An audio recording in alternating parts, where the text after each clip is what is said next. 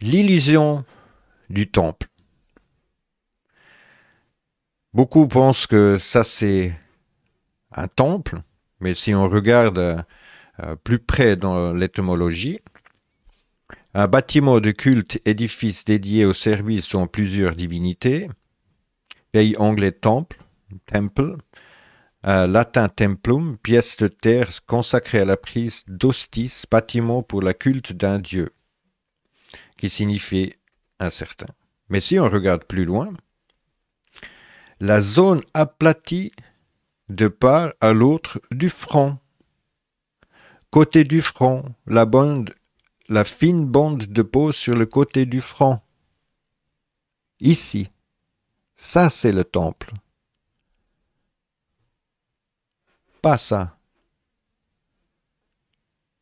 Ça c'est important. Et justement, bien sûr, dans les religieux ou les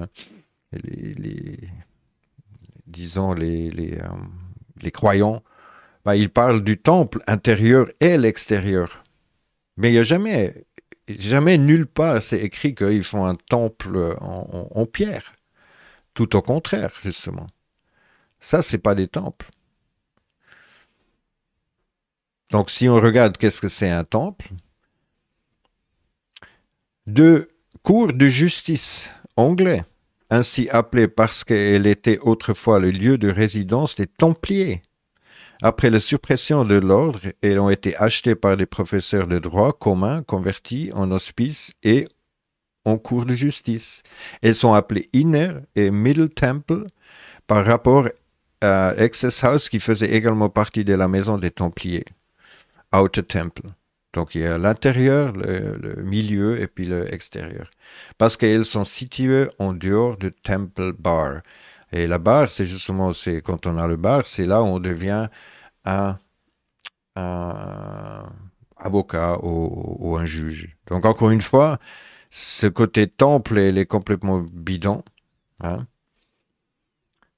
Parce que si on regarde même, disons, qu'est-ce que Jésus leur a dit après la Bible, quand est-ce que vous voyez ici, le temps viendra où il ne resterait pas une pierre sur l'autre, tout seront jetés à terre. Et il continue, Jésus leur répondit, détruisez ce temple et en 3 jours je le relèverai. Les Juifs diront alors, il fallut 46 ans pour construire ce temple et tu le relèveras en 3 jours, mais il parlait du temple de son corps. Voilà. Donc, encore une fois, thank you Jesus. Par contre, si on regarde dans Shrine, ouais, un sanctuaire, veille anglais screen, archet de l'Alliance, coffret, boîte pour les reliques. Boîte au coffret pour les garder des papiers d'origine inconnue depuis la fin du XIVe siècle. Ce terme désigne la tombe d'un saint. Voilà. Donc c'est ça, ce qu'on peut appeler comme sanctuaire. Un sanctuaire était un site sacré aux saints dédié à une divinité, un ancêtre, un héros, un martyr, un saint, un démon ou une aux figures de respect similaires dans lesquels ils sont vénérés ou adorés. Les sanctuaires contiennent souvent des idoles, des reliques ou d'autres objets associés à la figure vénérée.